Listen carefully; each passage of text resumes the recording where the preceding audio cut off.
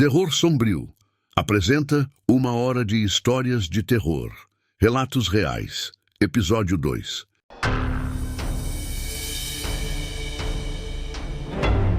Relato 1. Eu deveria ter aberto a porta. Dos 17 da madrugada. O tic-tac do relógio na parede parecia mais alto do que o normal naquela noite. Mark, deitado na cama, acorda subitamente. Seus olhos abrem-se com violência, o coração já acelerado, como se tivesse sido puxado para fora de um pesadelo. Mas ele não se lembra de ter sonhado com nada. O silêncio da casa era absoluto, até que, toque, toque, toque, o som da porta da frente ecoou pela casa como uma explosão abafada. Mark congelou. Não havia vento, nenhum animal. E aquilo não era um simples toque. Alguém estava batendo. Desesperadamente, ele se levantou, ainda grogue. O celular mostrava 3:17. O toque veio de novo, mais frenético agora. Ele engoliu, seco.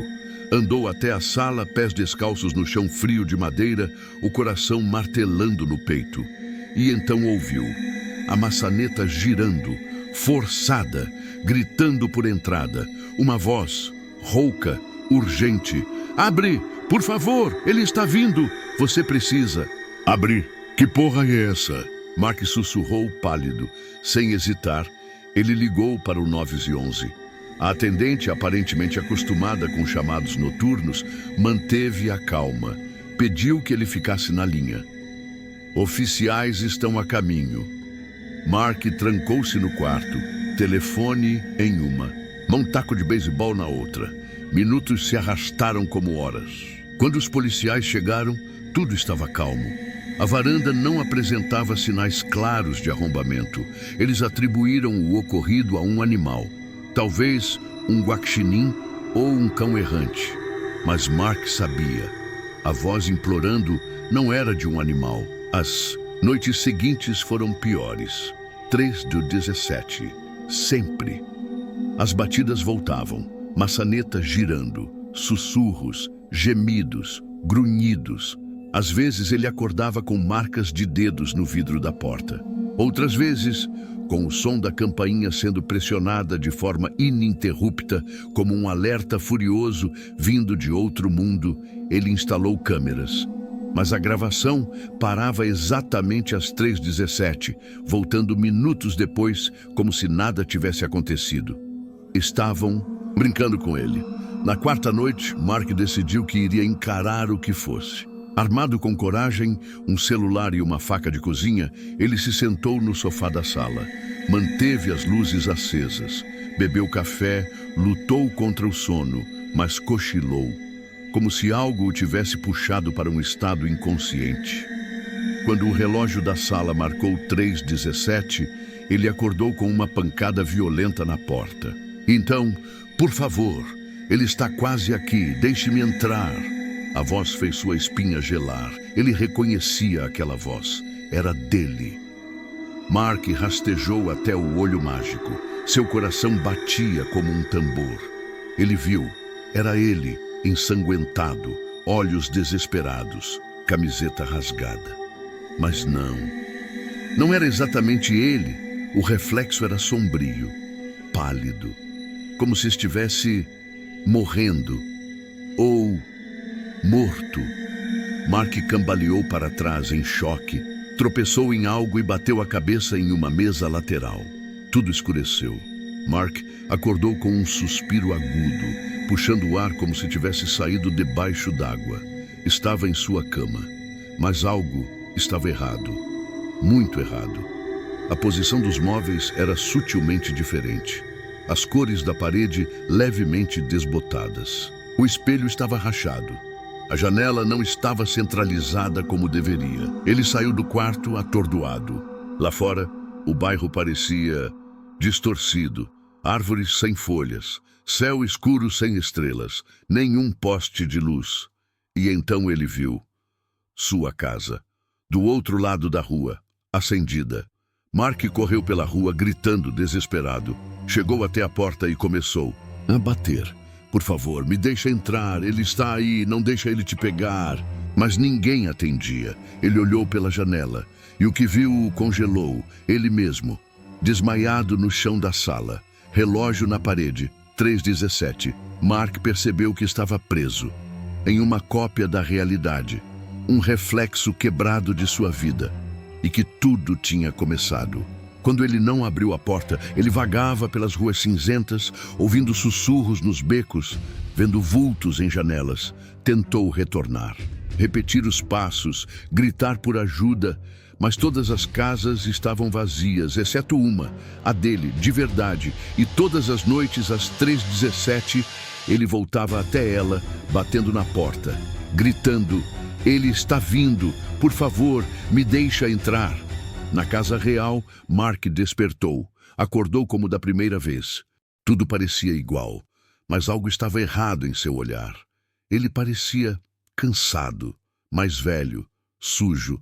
O relógio mostrava 3:16. Ele se levantou, foi até a porta, esperou.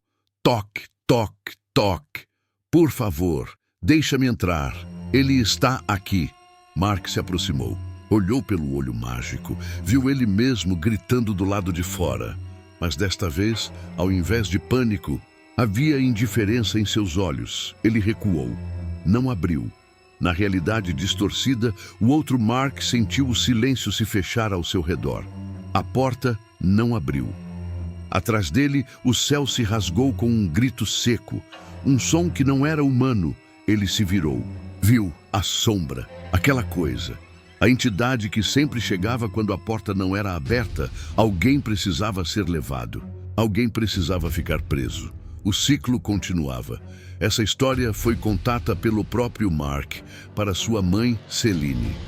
Hoje, Mark está internado em uma clínica psiquiátrica, porque, segundo Celine, Mark acorda todas as noites às 3:17, apavorado e com muito medo.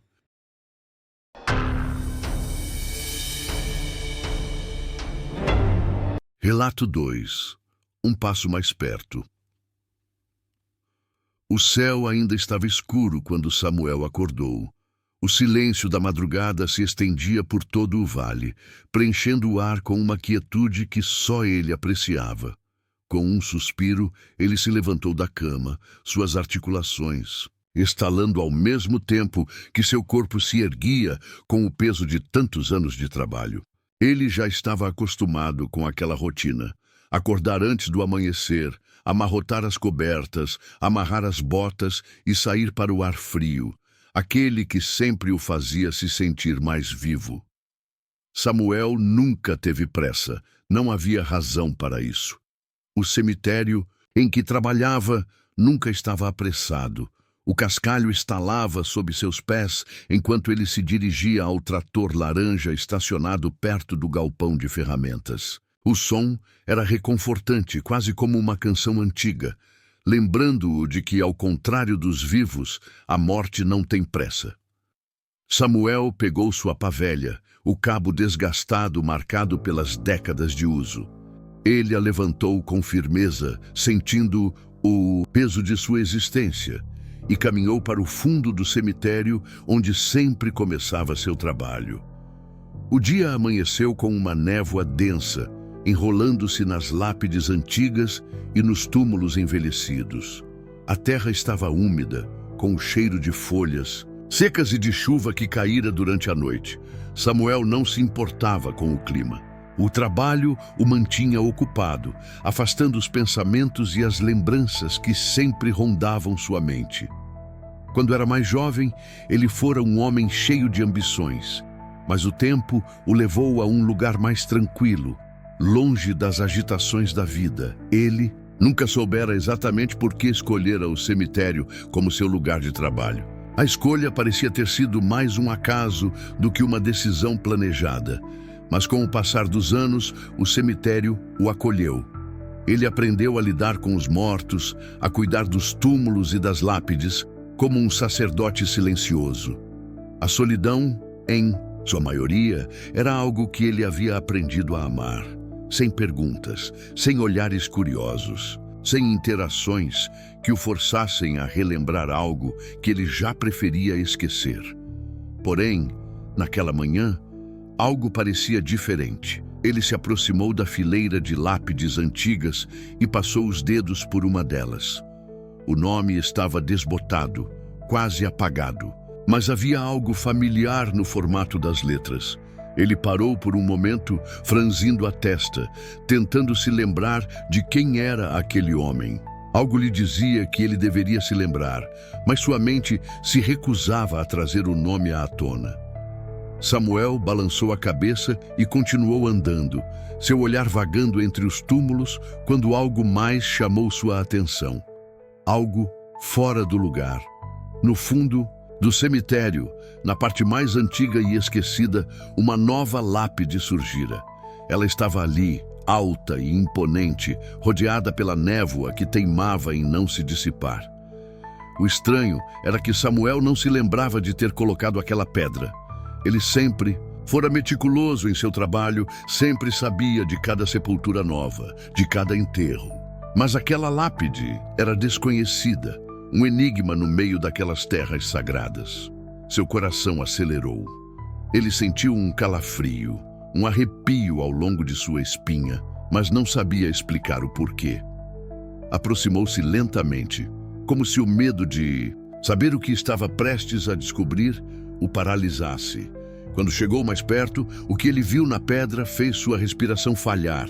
Samuel Reis, 1985, 2005. Filho amado, saudades para sempre. O sangue de Samuel pareceu congelar. Ele deu um passo para trás, sem saber o que pensar. O chão parecia ceder sob seus pés, e sua visão se turvou. As palavras da lápide flutuavam em sua mente como uma tempestade. Ele sentiu sua cabeça girar, uma onda de memórias invadindo sua mente sem aviso. As luzes piscando, o som da chuva batendo no vidro, o vidro quebrado. Ele estava em algum lugar, em algum carro, mas o que acontecera depois? Ele sentia algo, como se o tivesse esquecido intencionalmente. Samuel cambaleou para trás, apoiando as mãos sobre os joelhos, tentando recuperar o fôlego. O peso em seu peito aumentava a cada segundo. Ele não conseguia entender por que aquilo estava acontecendo. Ele sabia que havia passado anos ali, cuidando daquele cemitério, mantendo tudo em ordem. Como poderia estar ali agora, olhando para seu próprio túmulo? Não pode ser. Samuel sussurrou para si mesmo, com a voz trêmula. Sua mente procurava uma explicação, mas nada parecia fazer sentido. Ele olhou para a lápide mais uma vez, como se pudesse encontrar algo mais, algo que o fizesse entender o que estava acontecendo. Mas não havia resposta. De repente, as lembranças começaram a vir com mais força. O acidente, aquele maldito acidente. Ele se lembrava de estar no carro com alguém importante, mas o rosto da pessoa estava embaçado, como se o tempo tivesse apagado aquele detalhe. Havia algo mais, algo sombrio, mas não conseguia tocar em tudo. Ele se lembrava da dor, a dor física, a dor de ser arrancado da vida. O que estava acontecendo com ele? Por que aquele cemitério, aquele lugar que ele havia escolhido para ser seu refúgio, agora parecia um cárcere? Ele olhou para as lápides ao seu redor, para os túmulos que cuidara com tanto zelo, e sentiu um vazio profundo. Ele não estava mais ali apenas como um trabalhador. Ele estava preso naquele lugar, como os outros.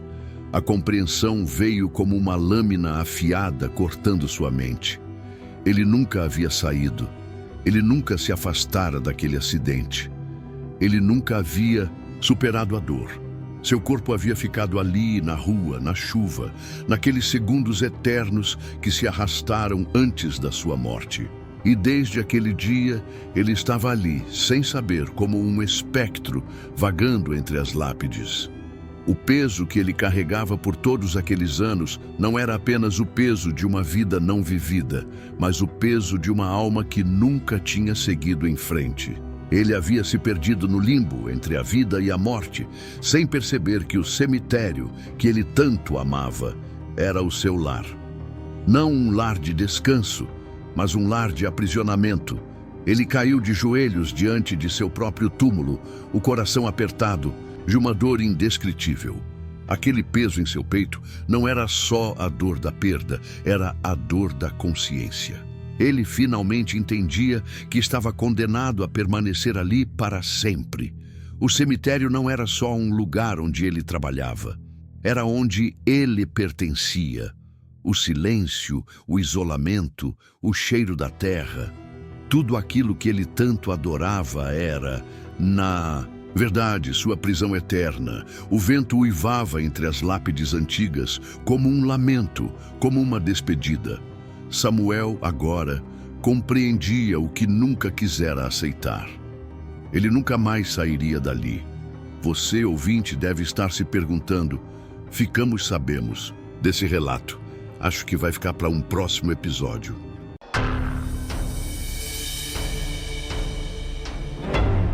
Relato 3. Encontrei algo que não deveria. A história do farol maldito. Você já se perguntou o que poderia estar escondido nas sombras de um lugar que ninguém mais ousa explorar? Bem, o que eu encontrei não foi apenas uma lenda. Foi real. E, sinceramente, eu não deveria ter ido lá. Eu sou estudante de medicina, nada especial, mas com um gosto por mistérios. E a última coisa que eu esperava foi isso. Deixe-me explicar. Sou um estudante de medicina de 27 anos. Nada de especial ou fora do comum sobre isso. Era um caminho estável que eu estava planejando seguir desde que eu era tão jovem quanto posso me lembrar. Eu sempre tive outras paixões e interesses, no entanto. Um deles é que um amigo meu, para o bem disto, o nome dele é Jack, e eu sempre tivemos interesse em explorar lugares abandonados, fábricas antigas, prédios decrépitos, coisas assim. Tanto que em agosto decidimos começar a gravar nossos passeios, enquanto planejávamos reunir conteúdo para começar nossa própria página no YouTube. Estávamos prontos para começar nosso canal, mas decidimos gravar mais uma viagem antes do nosso primeiro upload e uma programação regular de postagens, porque as circunstâncias em torno disso pareciam algo que atrairia muita atenção. Não sou nenhum gênio da computação, mas Jack estudou segurança cibernética, então ele iria cuidar do lado técnico da nossa página. Uma noite, ele e eu estávamos no apartamento dele, onde ele tem uma configuração de computador enorme, que eu só posso descrever como algo parecido com um filme. Jack estava navegando em um fórum da Dark Web, nem tenho certeza se é chamado de Dark Web, mas é aquela parte obscura da internet onde você tem que baixar um navegador separado, o que ele faz regularmente. Nada malicioso, ele diz que é realmente um bom lugar para aprender sobre coisas de alto nível de informática. Embora naquela noite ele tenha acabado em um fórum para exploradores urbanos extremos. Pessoas que viajam pelo mundo todo fazendo as coisas que fizemos, visitando lugares abandonados. Em retrospecto, deveria ter me parecido estranho que este fórum não estivesse na internet normal, já que ele está basicamente compartilhando vídeos e locais que de outra forma seriam relativamente fáceis de encontrar. Ou pelo menos foi o que pensei. Eu estava rolando meu telefone quando Jack se afastou do monitor e se virou para mim. "Verifique seu e-mail de spam", ele disse. Eu tinha uma conta de e-mail separada, dedicada a lixo, e aqueles sites "insira seu e-mail para um teste gratuito". Nem me lembro de ter contado a ele sobre minha conta de spam, mas ele era um cara da tecnologia, então não questionei. Com certeza, minha caixa de entrada tinha um e-mail encaminhado. Não tinha um endereço original, apenas uma sequência aleatória de letras e números. No corpo do e-mail havia um conjunto de coordenadas que também era um hiperlink. Cliquei nele e ele me levou a um arquivo do Dropbox que Jack havia tornado privado para ele e eu. Nele havia um documento em PDF, eram 3 páginas. Em primeira tinha as mesmas coordenadas digitadas no topo, bem como uma imagem de satélite aérea muito granulada do que parecia um penhasco rochoso do oceano. Abaixo disso estava a mesma imagem, mas em uma vista térmica. Essa imagem tinha uma data e um carimbo de hora no canto inferior. O mês e o dia foram redigidos, mas o ano era este, 2025.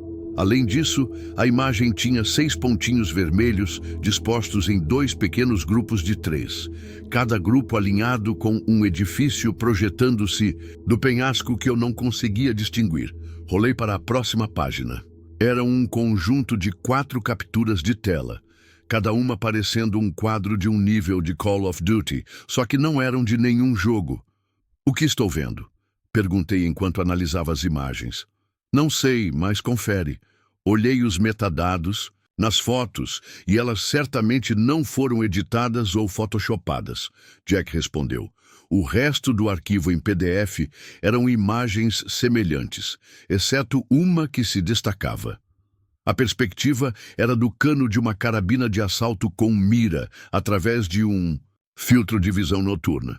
3 caras vestidos com equipamento tático estavam alinhados um ao lado do outro, ao lado de uma porta de madeira velha e surrada, mal encaixada em uma estrutura de paralelepípedos e tijolos. Barras de metal cobriam as escassas janelas de vidro, sujas nas paredes. Havia um cadeado velho na porta que claramente havia sido quebrado.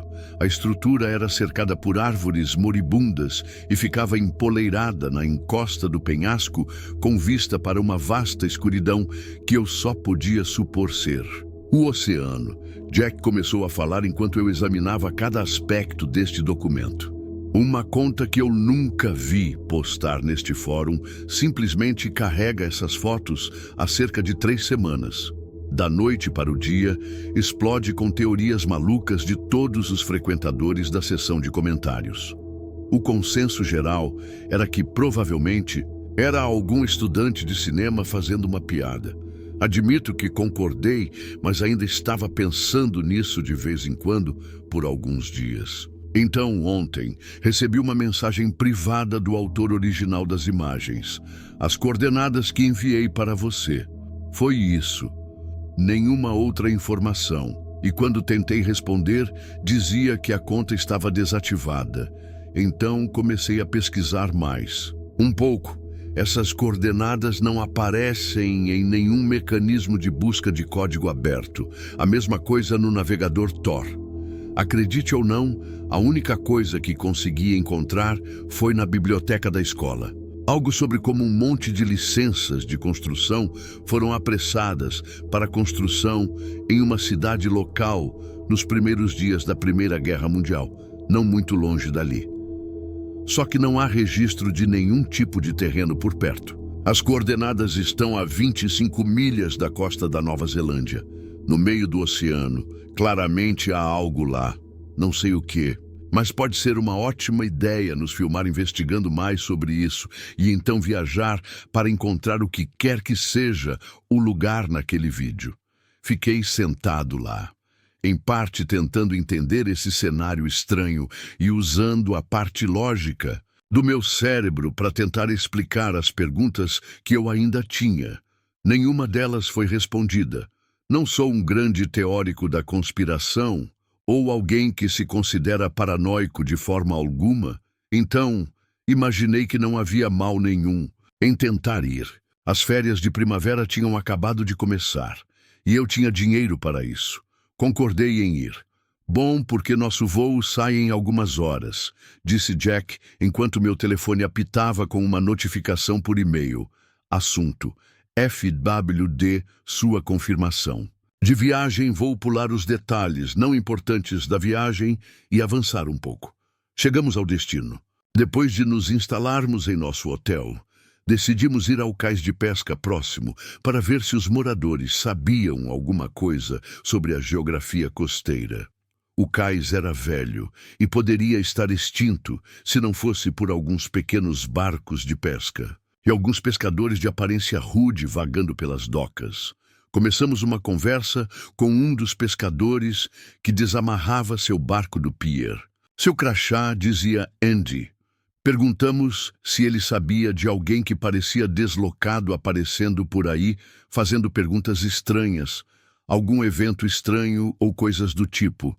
Ele pareceu nos ignorar, dizendo que vê as mesmas pessoas trabalhando nos mesmos turnos todos os dias, como ele tem feito nos últimos 50 anos. Jack tirou um papel da bolsa com as coordenadas anotadas. Ele perguntou ao pescador se poderíamos nos juntar a ele em seu barco e se pagaríamos para nos levar até lá. Andy, o pescador, olhou para o papel sem entusiasmo, mas então, quase como se estivesse vendo um fantasma, seu olhar permaneceu nos números. Eu te levo lá, mas você entra e sai em 1 hora. Não mais do que isso, ou eu vou embora sem você. Espere, você sabe o que tem lá fora? Eu interrompi. Sim, um velho farol, é isso. Se você sabe o que é bom para você, você vai voltar e ir para casa.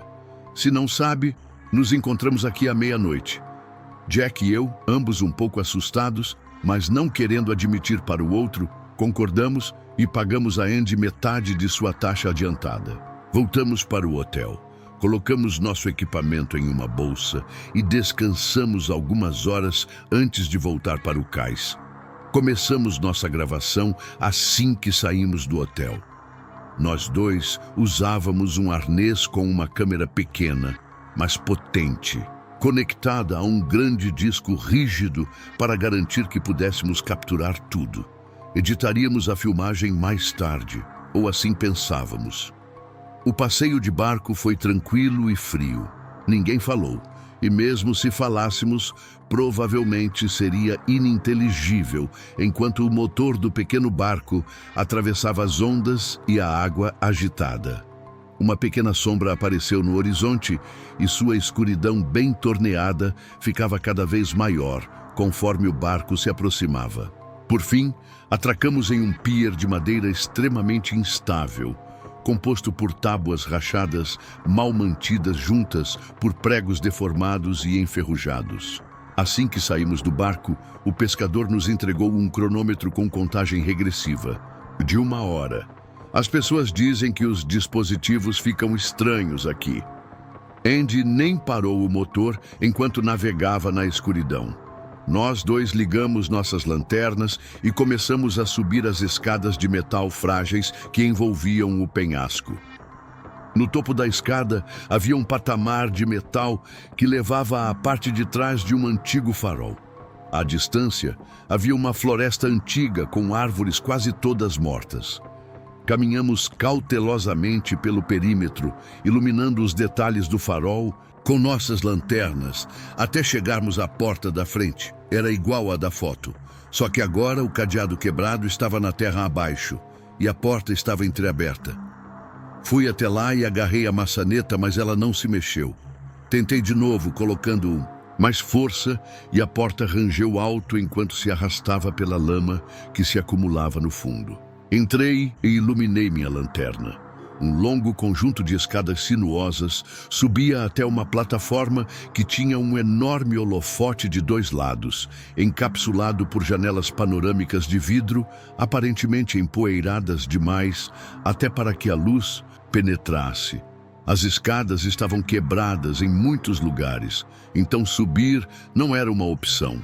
Olhamos ao redor e não havia nada significativo, além de ferramentas velhas e equipamento de rádio quebrado. Jack e eu voltamos para fora, para a floresta, e começamos a seguir um caminho muito coberto de mato que levava mais para o interior. Ele parou quase abruptamente no que claramente costumava ser uma cerca velha. A cerca de arame estava em péssimo estado e tinha muitos pontos grandes o suficiente para escalar. Então entramos e andamos mais alguns metros antes de chegarmos a um pequeno prédio de cimento, quase parecido com um bunker de guerra. Havia uma placa na parede que dizia Quartos do Guardião. Havia uma enorme porta de metal ao lado dela, e quando levantei minha lanterna para inspecionar o exterior mais de perto, a porta estava coberta de escrita. pequenos símbolos e desenhos espalhados não apenas pela porta, mas por uma boa parte da fachada do prédio. No entanto, senti um aperto no estômago quando vi o que estava escrito na porta. Fique longe da luz. Estava escrito no que parecia tinta spray branca. Recuei e, ao fazer isso, tropecei em algo no chão.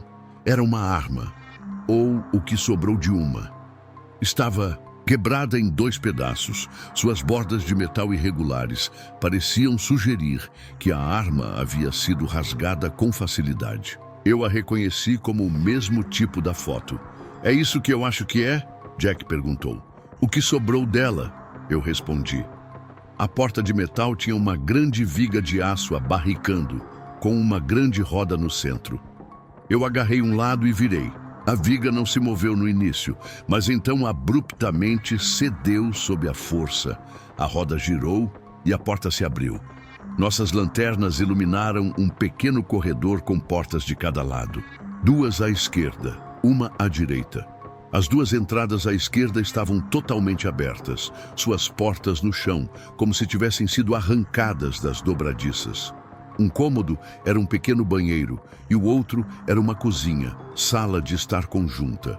Estamos obtendo ótimas imagens, Jack disse enquanto nos aproximávamos da porta fechada do outro lado do corredor. Ainda não entendi o que está acontecendo com este lugar, eu disse, inseguro sobre a aparente excitação que ele demonstrava. Eu chequei o cronômetro de Andy. 003200. Esta porta parecia fora do lugar. Após uma inspeção mais detalhada, a porta não estava presa às dobradiças e estava sendo mantida firmemente na vertical por algo do outro lado. Jack e eu abaixamos nossos ombros na porta e começamos a empurrá-la. Ela se abriu lentamente o suficiente para que pudéssemos nos espremer para dentro do quarto do outro lado. A primeira coisa que notei foi o cheiro. A porta estava sendo sustentada por armários de arquivo empilhados, uma estrutura de cama e uma cadeira que estavam todos empurrados para cima, como uma barricada para impedir que alguém entrasse. O quarto era maior do que os outros e bem vazio, considerando que todos os móveis estavam empilhados atrás de nós. Apontei minha lanterna para o outro lado do quarto e foi quando vi a fonte do cheiro, caído em uma cadeira sobre uma mesa. Era um corpo. Jack e eu nos entreolhamos. Eu, sendo estudante de medicina, tinha o estômago mais forte de nós 2, então fui até lá. O homem estava vestido com um uniforme de laboratório. Sangue seco cobria o chão ao redor dele e manchava a madeira da mesa. Em sua mão estava uma pistola, mas uma mais moderna, não como uma arma lateral da Primeira Guerra Mundial que um bunker como este poderia ter. Não, era mais elegante, mais como uma pistola tática que os militares ou a SWAT poderiam carregar.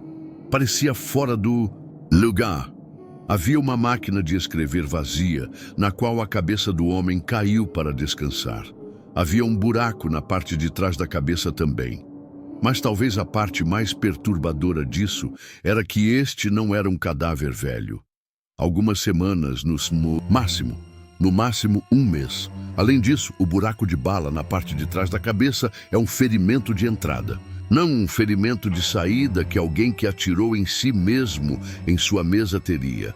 Além disso, a bala foi revestida com precisão, bem na base do tronco cerebral e na coluna vertebral.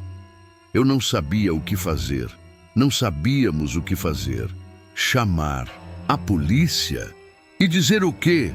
Fomos e seguimos algumas pistas obscuras que nos levaram a algo que não entendemos completamente, mas a única coisa que sabemos é que alguém está claramente orquestrando uma grande confusão. Eles nos expulsariam da estação às gargalhadas. Além disso, a essa altura, talvez já estivéssemos muito envolvidos. Jack e eu sabíamos disso agora. Decidimos olhar ao redor uma última vez e pegar qualquer coisa que pudesse ser considerada evidência de algo estranho acontecendo. O quarto não era nada especial. Apenas um alojamento normal para uma equipe de 1 a 3 pessoas que poderia viver enquanto eles mantinham a ilha e o farol. Olhei para o corpo uma última vez. Desta vez notei algo escondido sob a mesa. Uma pequena caixa de munição. A mão do homem estava em rigor mortis e um dedo apontado para ela. De que pista mais óbvia você precisa? Claramente ele queria que alguém encontrasse aquela caixa depois que ele encontrasse seu fim. Eu a agarrei e puxei para mim. Jack agachou-se ao meu lado e eu abri a trava de metal. Estava forrada com balas empilhadas em fileiras bem organizadas. Coloquei minha mão para empurrar a munição para o lado e minha mão sentiu algo embaixo. Eu a agarrei. Era um pequeno pacote, embrulhado em papel velho e amarrado. Preso entre a corda e o pacote, havia um conjunto de papéis dobrados. Olhei de volta para o cronômetro. 00.07 do EDA0. Merda! Jack e eu nem nos demos ao trabalho de abri-lo. Eu apenas o guardei na minha mochila e rapidamente começamos a sair do prédio e voltar para onde Andy nos deixou. Chegamos ao barco a tempo e estávamos voltando para o continente em poucos minutos. Andy nos deixou de volta no cais e eu entreguei a ele o resto do dinheiro, mais um pouco extra. Ele acenou para nós dois e suas palavras de despedida ficaram na minha cabeça. Espero que você não tenha encontrado o que quer que esteja procurando. E aqui estamos nós, de volta a este relato. Voltamos e abrimos o pacote.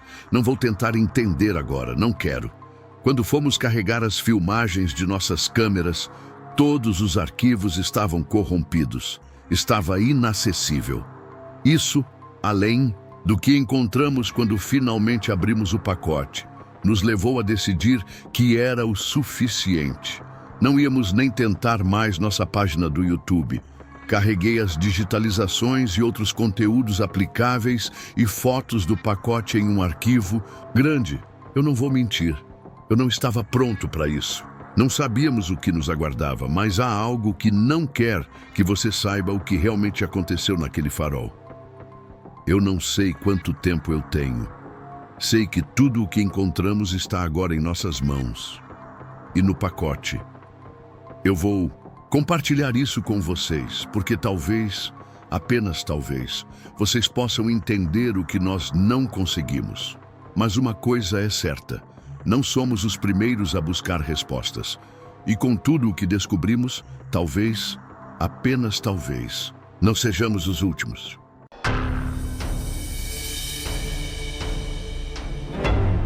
Relato 4. As crianças não estão bem. Era uma noite pesada, dessas em que o ar parece mais espesso e o silêncio soa como um presságio.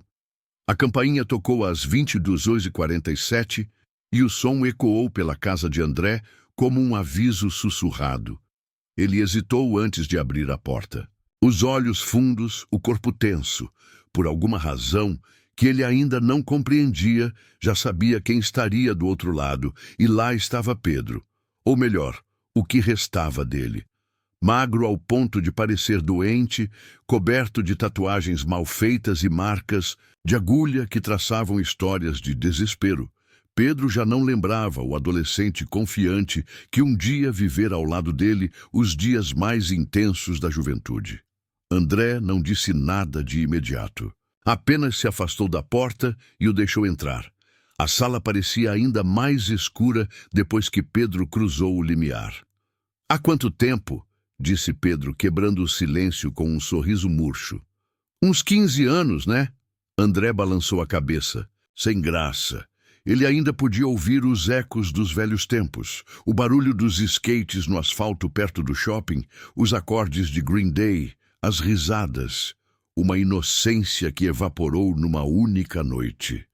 Bons tempos, murmurou, quando nossas únicas preocupações eram boletos vencendo no fim do mês. Pedro sentou-se no sofá, como se suas pernas estivessem prestes a falhar. Havia algo no olhar dele, um peso invisível, uma urgência. Eu fiquei feliz que você me adicionou no Facebook, disse com a voz embargada. Que você respondeu, mas Eu não vim só para lembrar do passado. André gelou. Ele já sabia. Pedro hesitou, os olhos girando pela sala, como se buscassem câmeras, escutas ou fantasmas. Eu preciso falar sobre aquela noite. André se enrijeceu. Uma sombra atravessou seu rosto. Nós prometemos nunca falar disso de novo, mas ela não prometeu. André olhou diretamente para Pedro pela primeira vez. Não havia ironia ali, nem histeria, só terror. Eu comecei a sonhar com ela. De novo, e não sou só eu. Jeff sumiu, Bob também, Brian. Ninguém mais viu ele desde fevereiro. Todos desapareceram, um por um, mas antes disso, todos disseram ter visto coisas, ouvindo vozes, sentindo presenças, como se algo estivesse seguindo eles. Silêncio. André não disse nada, mas seus dedos se contraíram discretamente no apoio do sofá. Pedro se inclinou para a frente, olhos arregalados. Ela está voltando, André! A garota, aquela que a gente matou. Ela está vindo atrás da gente, um por um. Foi um acidente, murmurou André com a mandíbula trincada. A gente era só um bando de adolescentes idiotas. Não sabíamos o que estávamos fazendo. E ninguém nunca encontrou nada, nenhum corpo, nenhuma prova. Mas a gente enterrou ela, lembra? A floresta, o lago, a gente cavou, você cavou. Pedro começou a chorar. Não era teatral nem performático. Era um choro feio de quem não aguentava mais segurar o mundo nas costas. Eu escuto a voz dela toda noite. Ela me chama pelo nome. Ela sabe. Ela disse que só vai parar quando todos pagarem. André se levantou, frio como pedra. Chega, vai embora, Pedro. Pedro olhou para ele como um cão ferido, mas se levantou. Cambaleante foi até a porta. Ele nunca chegou a tocá-la. Em um movimento quase fluido, André tirou uma corda fina, metálica, e enrolou ao redor do pescoço de Pedro com uma precisão cruel. Não foi a primeira vez. Ele já conhecia o tempo, o esforço, os espasmos. Pedro morreu mais rápido que Bob, menos barulhento que Brian. André arrastou o corpo até o quintal. A terra já estava revolvida, acostumada. Enterrou o que restava e alisou o chão com uma pá. Depois, ficou ali parado, de pé, olhando para o nada. Ela prometeu que acabaria quando todos tivessem pago. E agora, com Pedro, restava apenas ele. Mas ela não foi embora. Naquela noite, as sombras voltaram a se mover pela casa. André via silhuetas pelos cantos dos olhos. Sentia frio nos ossos, mesmo debaixo do cobertor. Vozes sussurravam no escuro. Sussurros que conheciam seu nome, que sabiam de tudo. O preço está quase pago. Ele ouvia isso em todos os cantos. Pela TV desligada, pelo espelho embaçado, pela fenda entre a porta e o chão. André começou a se trancar em casa.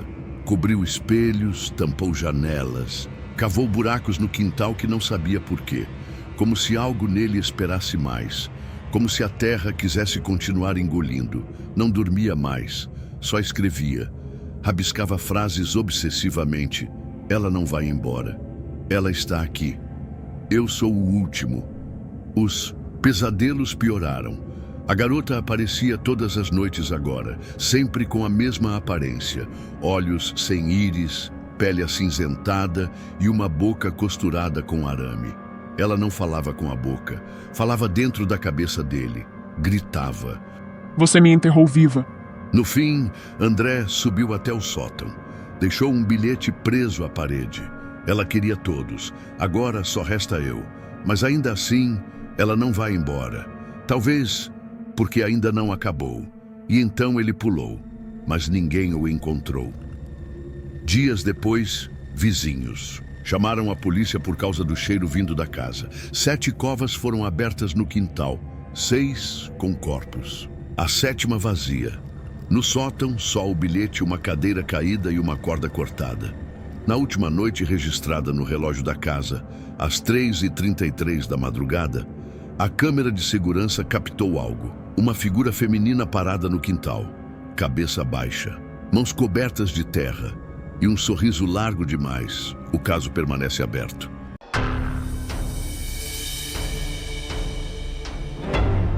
Relato 5. Não é meu filho. Era a terceira vez naquela semana que Maggie Carter se atrasava para buscar Evan na escola. A culpa a corroía em silêncio, mas a rotina era implacável.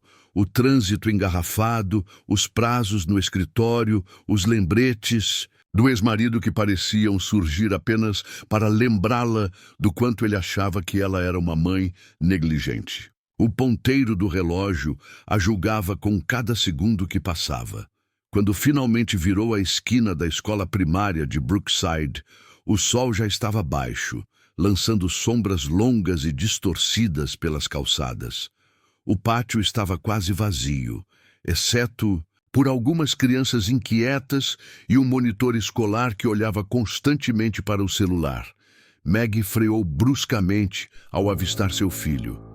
Evan estava parado ao lado do meio-fio, a mochila caída num dos ombros, os braços soltos ao lado do corpo e um olhar distante cravado no nada. A postura dele a fez hesitar por um instante. Parecia errada, quieta demais, mas o sentimento logo foi varrido pelo alívio. Ela abriu o vidro do carro. "Vamos, amigo. Me desculpa pelo atraso", disse, forçando um sorriso. O garoto se aproximou e entrou sem dizer uma palavra, sentando-se no banco de trás. A porta se fechou com um baque surdo. Maggie ligou o motor e, enquanto se afastava, olhou pelo retrovisor. "Está tudo bem, filho?" Evan apenas assentiu com um movimento quase imperceptível da cabeça. Sem emoção, sem brilho no olhar, ela tentou puxar conversa, comentar sobre a aula de ciências que ele tanto gostava, mencionar o novo episódio do desenho que ele sempre pedia para ver.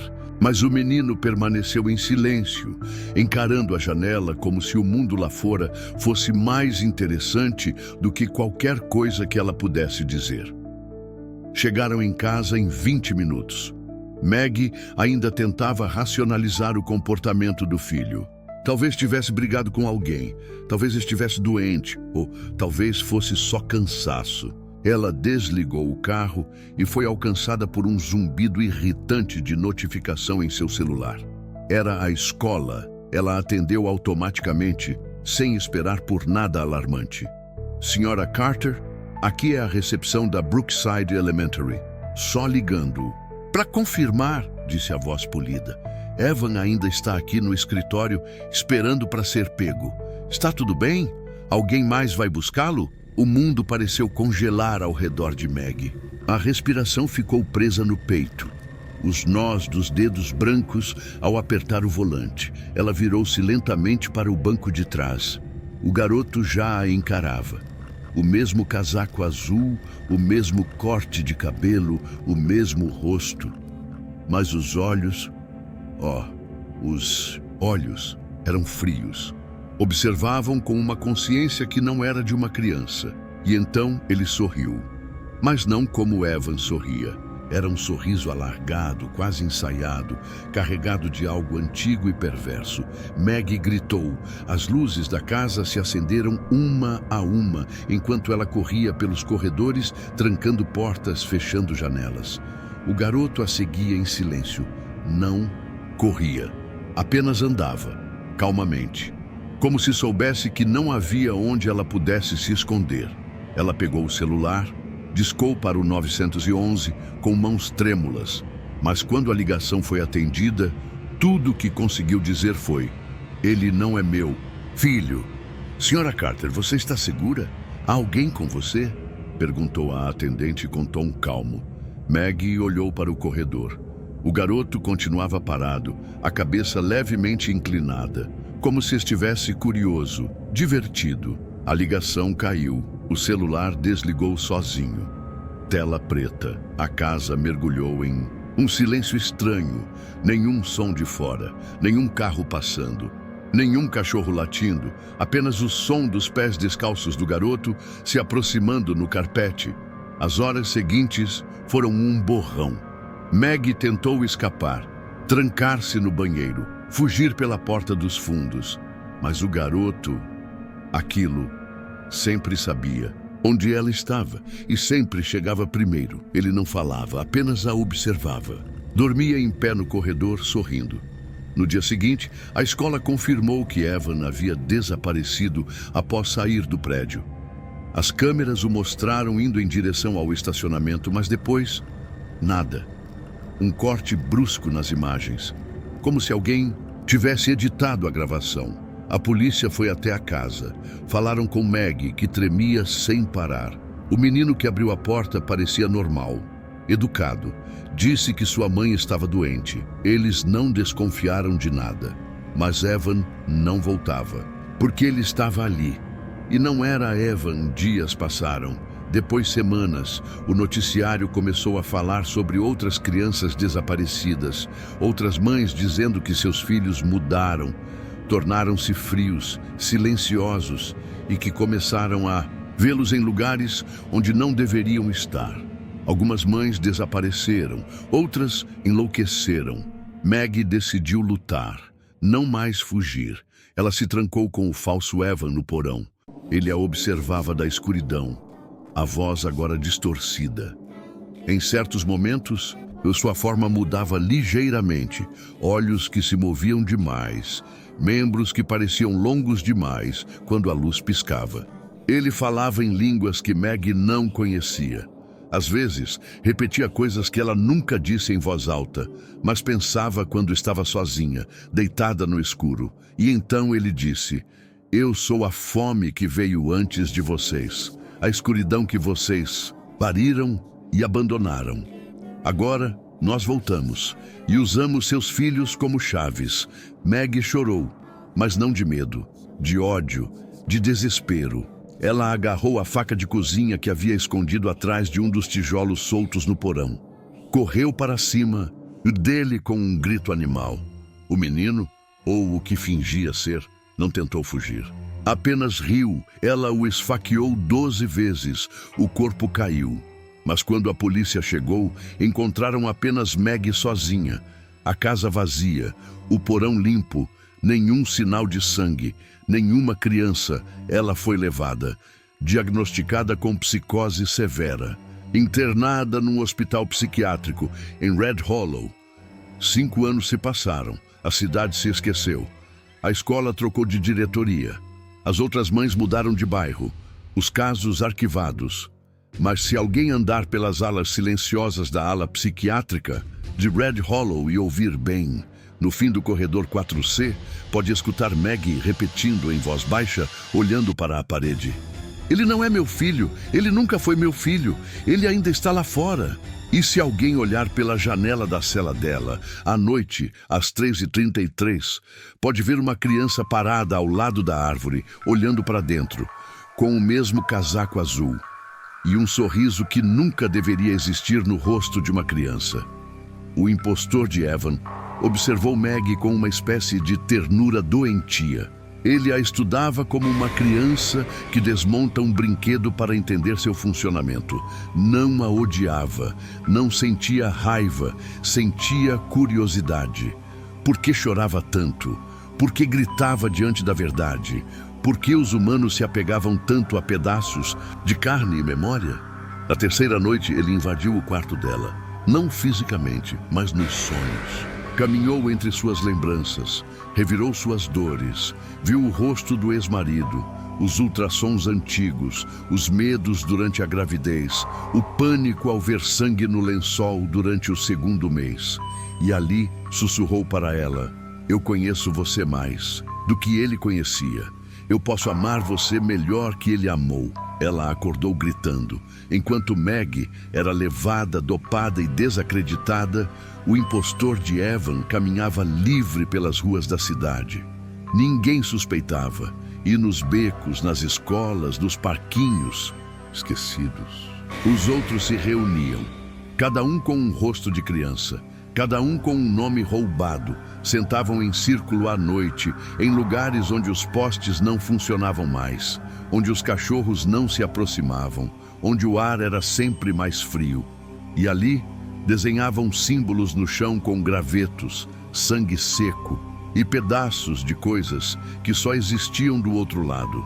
E esperavam, porque o grande rasgo estava vindo, o véu ia se romper, e então todos viriam. Não apenas os impostores, mas os originais, as entidades de onde eles nasceram, as formas que andam com pernas invertidas, os sorrisos verticais, os olhos feitos de vidro estilhaçado, a fome que anda como neblina. E o mundo ia esquecer como era viver, mas nem todos estavam cegos. Na ala psiquiátrica onde Maggie agora era mantida, outra mulher chegou semanas depois, trazida após se recusar a alimentar sua filha, dizendo que ela cheirava a morto. 2 celas separavam as mulheres, mas à noite elas ouviam os mesmos passos no corredor, pequenos, lentos, rastejantes e às vezes risadas infantis, ecos do que virá.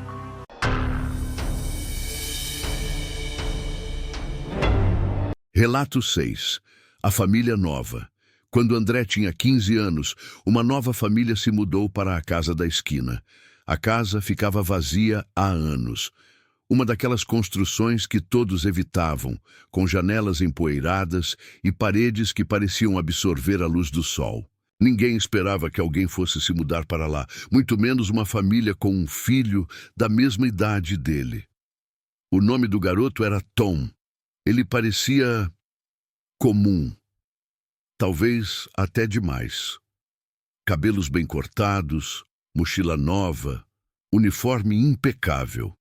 A mãe dele era vista regando o jardim pela manhã, sempre com um sorriso fixo, o tipo de sorriso que dura tempo demais. O pai saía cedo e voltava tarde, o rosto quase sempre escondido pelas sombras do fim do dia. Nos primeiros dias, tudo parecia normal. Tom foi matriculado na escola de André e os dois começaram a caminhar juntos todas as manhãs. Era inevitável. Vizinhos, mesma idade, mesma escola. Conversavam sobre dever de casa, filmes e outros assuntos vazios. Tom sempre dava as respostas certas, mas havia algo ensaiado em seu jeito de falar, como se estivesse tentando imitar o comportamento de um adolescente comum, sem exatamente entender o que isso significava. André notava detalhes, pequenos, quase insignificantes, mas incômodos, como o fato de Tom nunca olhar diretamente nos olhos das pessoas, ou como ele parecia saber demais sobre os professores, mesmo antes de conhecê-los. Certa vez, mencionou algo sobre a professora de história, uma briga antiga que ela teve com o marido, que virou fofoca meses depois. "Como você sabe disso?" André perguntou. Tom piscou, sorriu. "Acho que ouvi por aí. Foi durante uma tarde qualquer, no fim de outubro, que algo aconteceu. Estavam jogando bola na rua com outros garotos, quando Kevin chutou forte demais. A bola bateu na janela da casa de Tom com um estrondo seco. Todos congelaram. A janela não quebrou, mas uma figura apareceu do outro lado do vidro. A irmãzinha de Tom. Pequena, loira, com os olhos muito abertos. Ela não piscava. Tom correu até a bola. Quando se abaixou para pegá-la, seu pescoço estalou com um som seco, alto demais. André recuou um passo. "Tudo bem aí?" perguntou. Tom ergueu os olhos, sorriu de um jeito travado. Só um jeito ruim de se abaixar. Ossos de velho, sabe como é. Ninguém riu. Nas semanas seguintes, André começou a reparar em mais coisas. Tom e sua família saíam todas as noites, sempre por volta das 10. A garagem abria silenciosamente e o carro desaparecia na estrada escura da cidade. Sempre voltavam depois das 2 da manhã. Sempre. Não é estranho? Kevin perguntou uma vez. "Eles vão para algum lugar, mas nunca dizem onde. Já fiquei acordado só para ver. Eles sempre saem." André tentou perguntar a Tom. "Meus pais gostam de dirigir à noite", disse ele sem emoção. "Relaxam, vão escutar música." "E sua irmã?" "Ela adora. Fica no banco de trás, quieta." As coisas pioraram depois da greve na fábrica. O bairro inteiro parecia mais escuro, menos pessoas nas ruas. E Tom começou a parecer doente. pálido, os olhos afundados, a pele quase translúcida. Ele ainda caminhava com André até a escola, mas o silêncio entre eles era pesado. Você já percebeu, disse Tom um dia, como as pessoas somem quando estão infelizes? Como assim? Sumir, literalmente. O velho da casa 12 não está mais lá, nem a mulher dele. Eles se mudaram, eu acho. Não, eles sumiram mesmo.